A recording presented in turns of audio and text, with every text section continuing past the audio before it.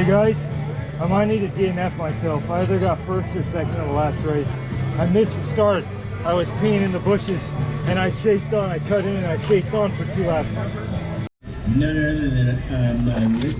Yeah, I mean, there's a red there now, but it wasn't there before. Honestly, I'm messing this up. You keep on moving. Okay. Just redo it. You got time.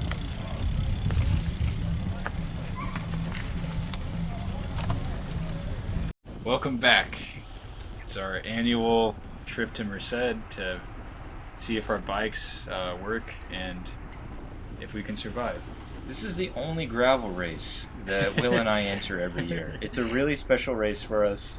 We've been coming back for 3 years, and it's really nice to ride in the Belgian waffle ride, Merced, California. Good times. Wow, that's a lot. That's a road. Yeah. How are you doing, Will? I'm great, man.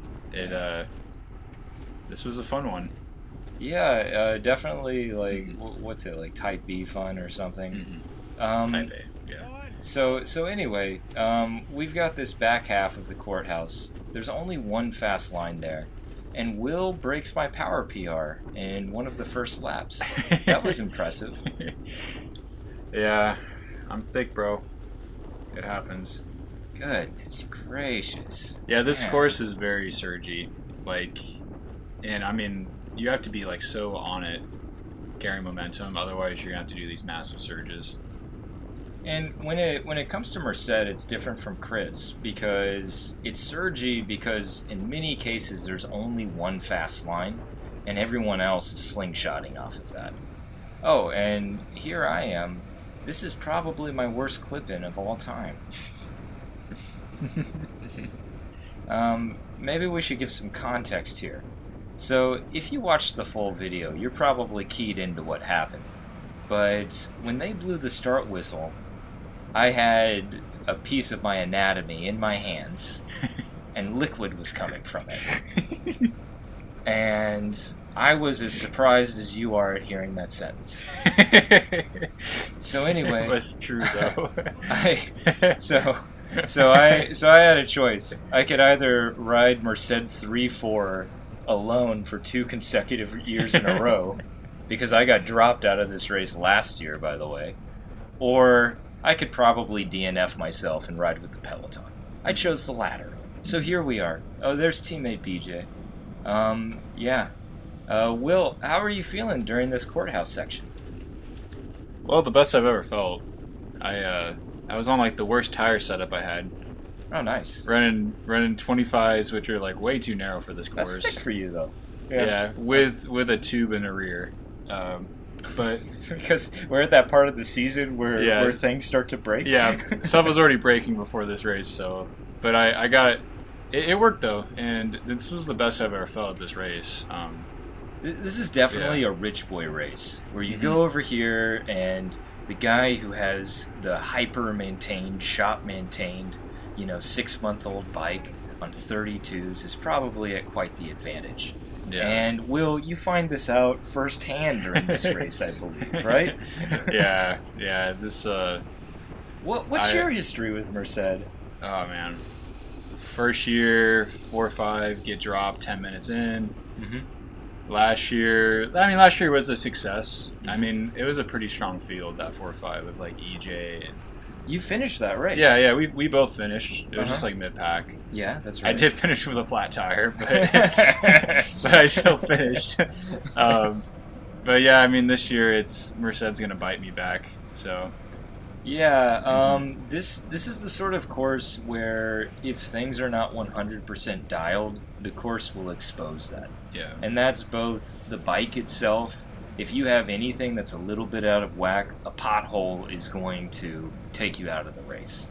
Or if you are a little skittish during corners, or you don't like to ride on mud, that's going to be an issue here. Yeah.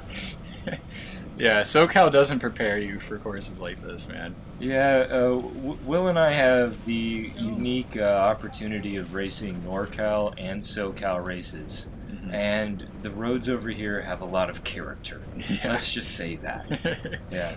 So, how are you actually feeling during this race? Like, how's your confidence this year versus last year? Yeah, no, I felt great, man. It was, like I said, it was the best I felt, like, ever at this course. Mhm. But, you know, and that was, like, a nice feeling to be like, oh, like, I don't feel like I'm going to get dropped, you know, like, first lap. And just So- to press you on that, too, a lot of that comes from experience on this very course, right? Yeah. What was the section where you felt like you had maybe the most advantage over most people here? Well, I guess the courthouse, right? The Because courthouse, it's just yeah. like once you know what it feels like and you know like kind of like what lines you need to do, you know, and it just like it helps. And you can see coming into this too, there's this left-hander that's going to come up in just a moment, and that's actually the road conditions there are Pretty bad. pretty freaking bad. Yeah. Just going into it, so you've got to be selective there, and then how much speed you can carry coming into here too will dictate what kind of line you can take too. Yeah. So, like, what was your thought process coming through here? Well, I don't think I take a good one here, but the idea, I think for me, if you could, like, you want to kind of hit the first left wide, and then you come in to the very inside. Even though you go over the mud, it's like that was like the best pavement, even though there was mud there. And it's so counterintuitive because you're, you know, on like a last lap here, you're going to be going through that section over 25 miles an hour, close to 30, and you feel like you're going to slide out. And that's because there's a very real chance of that happening. You'll see that at the end, the guy in front of me, he slides out a little bit through that section. And it gets to the point where your risk tolerance has to be at a certain level that maybe you don't really need another criteriums because the conditions aren't as variable as they are here. But yeah, honestly, like I think I enjoy crits like this, and I wish there was more of them. Kind of, I don't know, like there really is like a charm to this versus like your typical office park crit. And it's complicated because I was like kind of upset when I did this the first year because, I mean, we've never had much money going to this race, and I was just thinking, wow, I'm gonna go over here and break my bike here. Like there's so many potholes, you know, we had, you know, there's always this chance of like a wreck ahead of you and it's inescapable because of how narrow it is.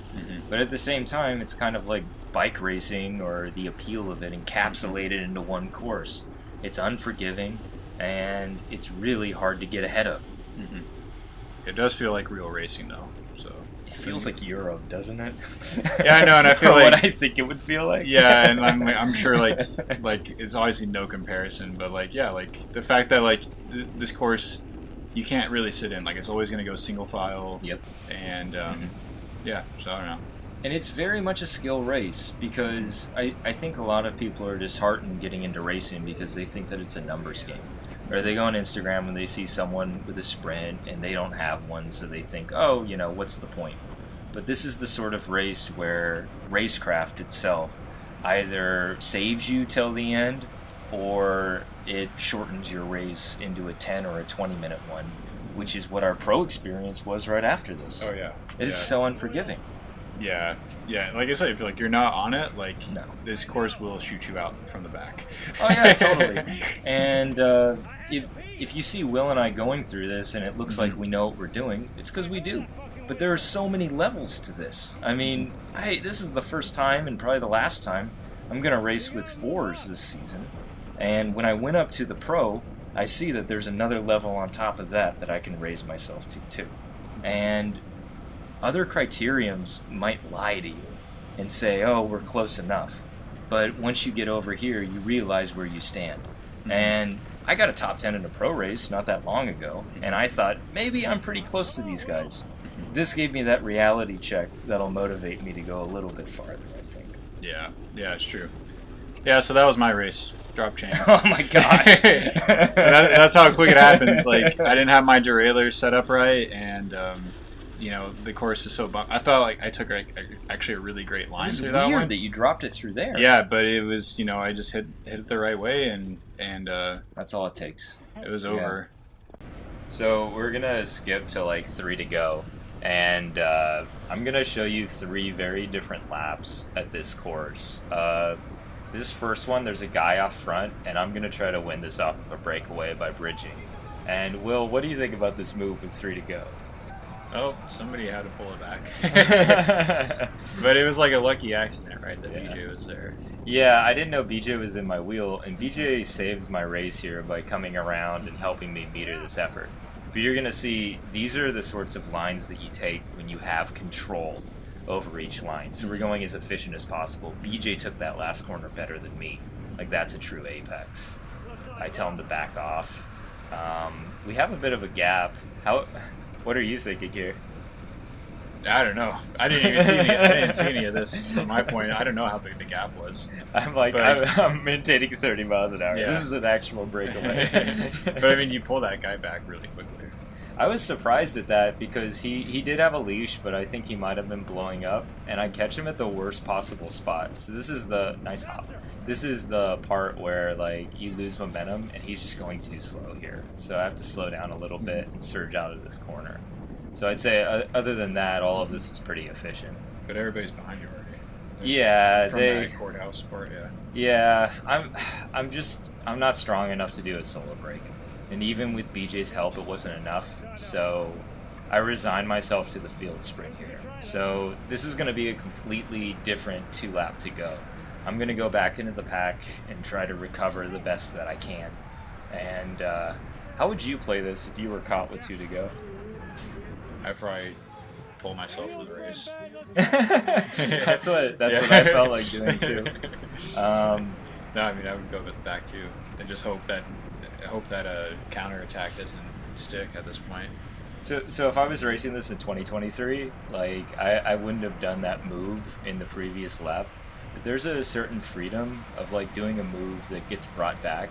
Now you have nothing to lose because you're like fatigued. So, you know, even if I finish mid-pack at this point, no pressure. So I'm just trying to recover, and this looks like less effort, right? Yeah, it looks like it slowed down a bit. Mm-hmm. I think people were like, I don't think any counterattacks went, and then I think everybody's kind of like, it's going to be a field sprint. Yeah. And it's a long enough field sprint to where, like, I think a lot of people went into this thinking we're going to end on a sprint, and that's what it looks like. So in this courthouse, I have less control. That's actually the guy I caught in the breakaway right in front of me, so I want to get around him because I know he's gassed.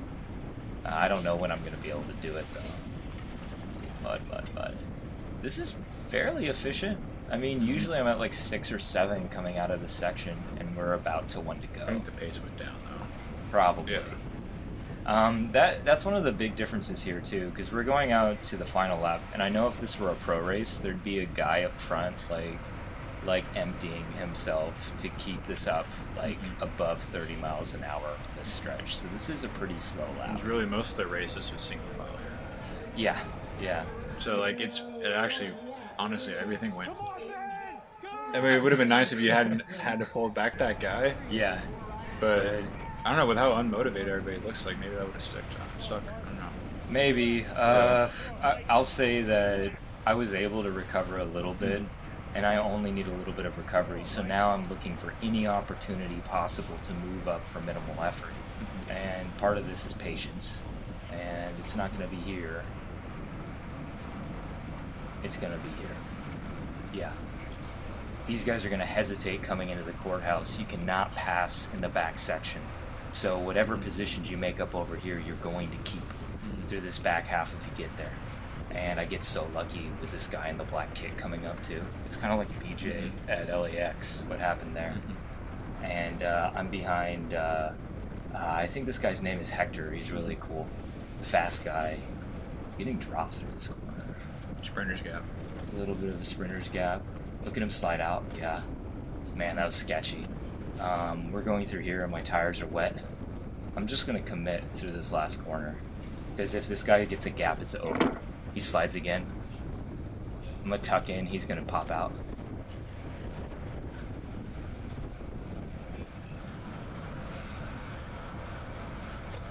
Yeah. And that's how you win at Merced. Kind of, I guess. On paper. Yeah, I'll take that as a win. Yeah, Don't at me. that's cool, bro. Thank you. I heard you, man. That yell. Oh, man. All right, good times. We're going to go do Cats in Santa Cruz, so watch out for Thank you for giving me your time. Thank you for being alive. Hey, you know, honesty before godliness. Dude, I'm so sorry. No, it's okay, bro. You win for me. I got second.